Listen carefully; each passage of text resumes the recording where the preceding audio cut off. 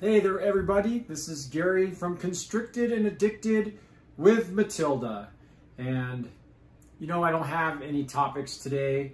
The other day, I tried to make a video. I tried to put a topic together. It was going to be like locality boa constrictors compared to morph boa constrictors. And the more that I started putting this video together, the more I realized I don't know squat, right? Like, I don't know a whole lot about locality boa constrictors.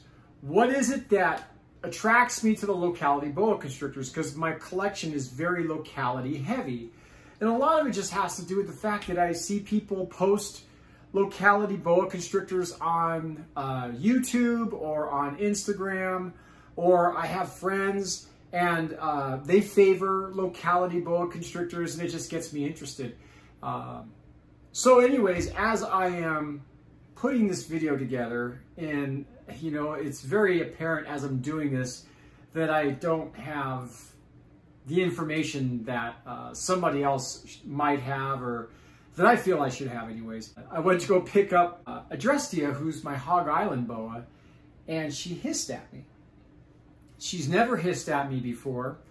So it got me kind of thinking about hook training my boa constrictors. And none of my boa constrictors, I don't use a hook in getting them out. I just reach right in and I grab them. Then the fact is, the reality is, this is one of these days I'm going to get bit. I know it. And it was a good wake-up call for me. Because I've got a snake that is very, very docile. And she's never really posed any sort of defensive behavior whatsoever. And it wasn't until I had her in my hand where she opened up her mouth and started hissing at me. And honestly, it freaked me out. So my first thought was, well, maybe I put her back, you know, and let her calm down. But then, you know, I was like, no, hold her, see what happens, and take your chances. And she calmed right down. So what I came up with is that I believe that I possibly woke her up. She was in her hide. I lifted the hide up. I went in and I grabbed her. And that's, I do that all the time without fail. I always do that.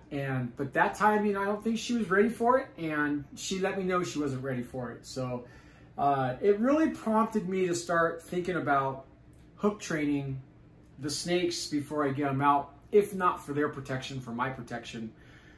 Because the last thing in the world I really want is A, to stress my snakes out, or B, to end up with an injury because of my own negligence. So it was kind of funny. I thought about it because one of the topics that I was talking about was handling and how easy my boa constrictors are to handle. I mean, I don't have a snake in my collection that that's uneasy to handle. Every one of them, except my retic. My retic, though, I have hook trained. I don't just go in there and pull my retic out. So it really opened up my eyes that maybe I should start, not maybe, that I'm going to start hook training my snakes regardless. Even if it's just to open their enclosure up, rub them with the hook and say, hey, I'm coming in, just to get them used to it. So what I'm going to do real quick, I guess, is I'm going to put Matilda back and we're going to get Adrestia out and see how she reacts. All right, so this is Adrestia right here.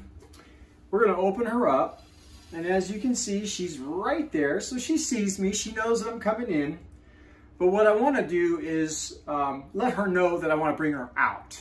So what I would typically do is just remove this and then just go in and get her. I mean, she's never posed any sort of defensiveness by doing that to me before, except for the last time I did. So what I'm going to do is use this. I'm just going to go in. I'm going to rub her. And now she's in what I would say run mode, although she's not. So then I'm going to pull her out towards me a little bit.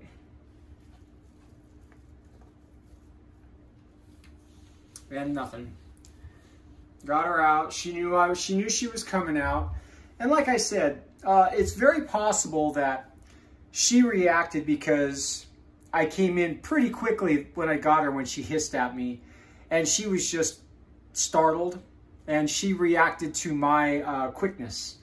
So, but I think it's still a good idea to make sure that for my own protection and for the snake's protection, that I do start using the hook to let them know I'm coming in, so that they are aware of what I am doing. So now that we have Adrestia out, we'll keep her out for a while. She's my 2019 Hog Island Boa, and this girl has just some insane coloration taking place with her probably within the last 6 months. All these high pinks that are in her belly. She's got this speckling that's taken place all over her body, and then this orange on her tail that is just really starting to become prominent. So she's one of my favorite boas that I have. Absolutely. I say that about all my snakes, but one of the things that prompted me to even think about doing a morph boa constrictor compared to my locality boa constrictors was just the what I've gone through as far as handling procedures with the locality boa constrictors versus the morph boa constrictors. And I think a lot of it has to do with the fact that the morph boa constrictors are a little more domesticated than the locality boa constrictors. That's what it really comes down to. But yeah, I just wanted to kind of go through why I'm so locality boa constrictor heavy as opposed to morph boa constrictor heavy. And the reality is that I don't know why. I truly love my collection. I think what it really boils down to is I want a diverse collection, and I've got it. You know, I've got several different locality boa constrictors, and I've got a few morph boa constrictors, and the few morph boa constrictors that I have, I truly enjoy. So anyways, the newer things that are happening for me right now is tomorrow I am supposed to get a new snake.